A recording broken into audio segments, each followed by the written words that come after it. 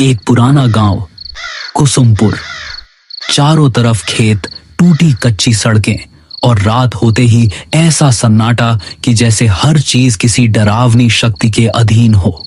यहाँ गांव में कुछ दिनों से रात में लोग एक एक करके गायब हो रहे हैं और इन्हें कौन गायब कर रहा है ये कोई नहीं जानता। इस वजह से यहाँ के लोग रात में बाहर निकलने से डर रहे हैं। वीरेंद्र शहर में रह रहा था। उसके पिता की हाल ही में मौत हुई थी और अब उसे अपने पुश्तैनी घर और जमीन के कागज पूरे करने के लिए कुसुमपुर लौटना पड़ रहा था। शाम का समय था। आकाश में हल्की धुंध थी और सड़कें लगभग अंधेरी। वीरेंद्र ऑटो में बैठा गांव की ओर बढ़ रहा था। ऑटो वाला चुपचाप ड्राइव कर रहा था। वीरेंद्र ने मजाक में कहा, भाई रात में तो काफी सुनसान रहता है यहाँ। ऑटो वाला बस एक ही बात बोल पाया, साहब कोशिश करना रात को बाहर मत जाना। रास्ता लंबा और धूंध से भरा था। वीरेंद्र ने बाहर झांक कर देखा तो उसे सड़क किनारे खड़े पेड़ और खेतों के बीच से गुजरती अजीब सी परछाइयां दिखाई दी। हल्की हवा से पेड़ों की शाखाएं जैसे फुसफुसा रही हों। वीरेंद्र ने खुद से कहा, बस शहर में रहकर ही अच्छा था। ऑटो धीरे धीरे गांव के मुख्य चौक पर पहुंचा। वहां का दृश्य वीरेंद्र को हैरान कर गया। पूरे गांव में सन्नाटा था। कोई दुकानदार नहीं, कोई आदमी नहीं। चौपाल खाली थी। कुत्ते भी अपनी जगहों पर भौंक रहे थे। वीरेंद्र ने ऑटो वाले से कहा, भैया आप जाओ।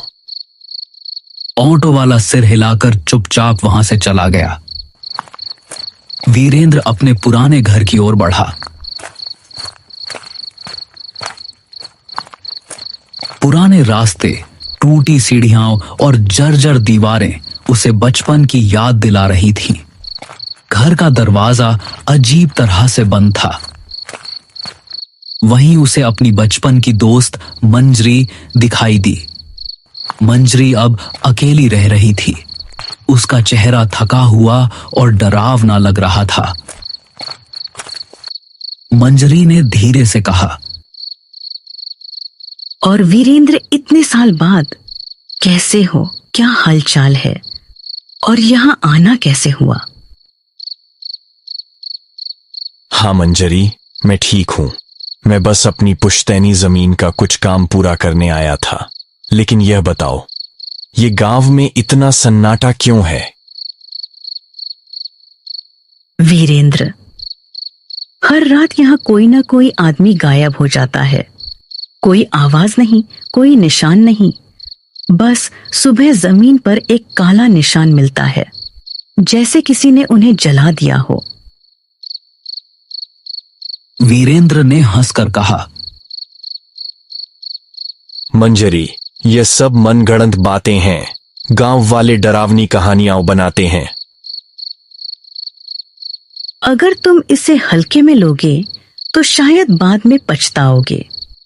रात में बहुत अजीब चीजें होती हैं। आवाजें, परछाइयां और कभी-कभी नाम पुकारने वाली आवाजें।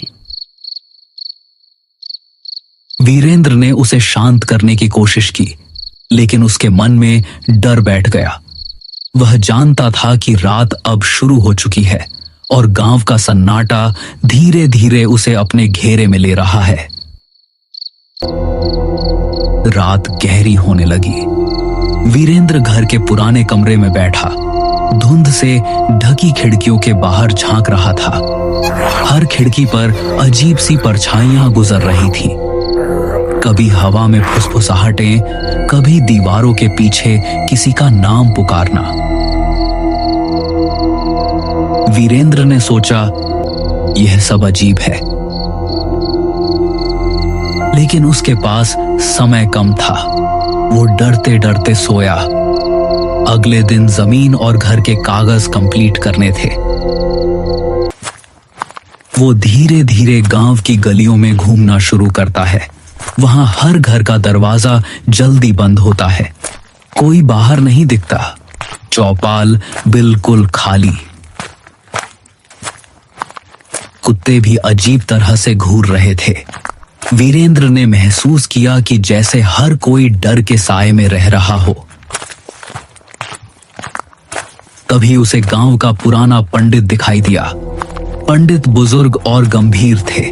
उनका चेहरा समय की मार झेल चुका था।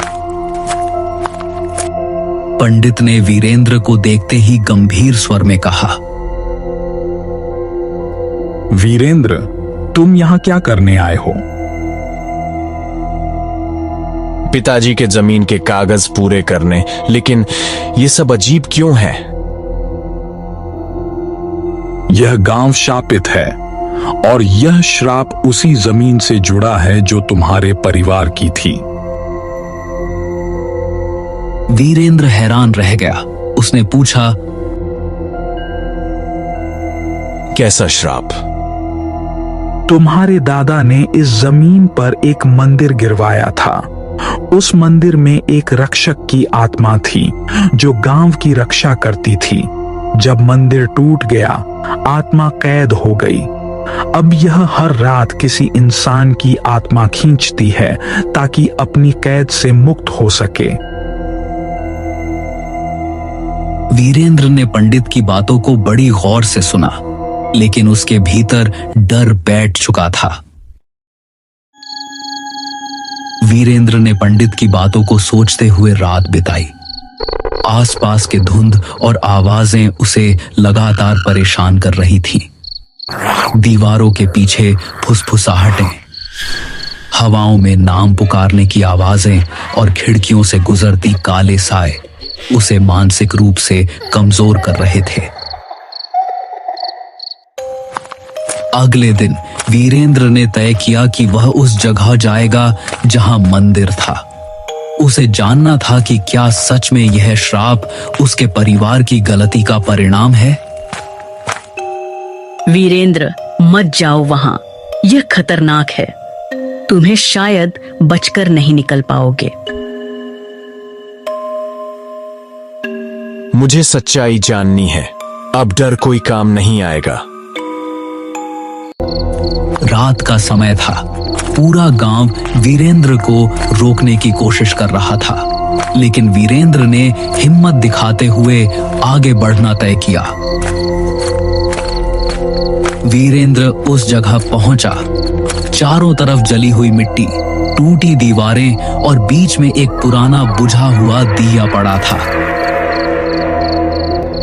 वीरेंद्र ने धीरे से दिया जलाया। जैसे ही लौ उठी, जमीन हिलने लगी, हवा में सिसकारियां गूंजने लगी। वीरेंद्र का मन डर से कांप रहा था। तभी मंजरी वहां पहुंचती है, लेकिन उसका चेहरा बदल चुका था। उसकी आंखों में अब शैतानी शक्ति दिख रही थी। मंजरी इंसान नहीं थी, वो वही राक्षस की आत्मा थी जो मंदिर टूटने पर कैद हो गई थी। सालों से मंजरी गांव के लोगों को मार रही थी ताकि उन्हें अपने अंदर खींचकर श्राप से मुक्त हो सके। लेकिन अब वीरेंद्र के लौटने से उसकी कैद पूरी तरह टूटने वाली थी। मैं अब तुम्हें नहीं छोड़ूंगी। तुम्हें निगलने के बाद मैं इस श्राप से मुक्त हो जाऊंगी। नहीं, मुझे छोड़ दो। लेकिन आसपास धुआं फैल जाता है। धीरे धीरे वीरेंद्र गायब हो जाता है। गांव में अब केवल सन्नाटा और हवा में हल्की सिसकारियां रह जाती हैं। सुबह गांव में अफवाह फैलती है। वीरेंद्र भी उस राक्षस के चंगुल में फंस गया। गांव के लोग अब और अधिक डर के साए में जीने लगते हैं। कुसुमपुर की धुंध अब और घनी हो जाती है। सड़कें, पेड़, खेत और पुराना घर, सब कुछ जैसे वीरेंद्र की कमी को महसूस कर रहा हो। मंजरी अब पूरी तरह शक्ति में गांव में घूमती है। हर रात वह नए शिकार ढूंढती है और कोई नहीं जानता कि अगली रात किसका साया दीवारों पर रह जाएगा।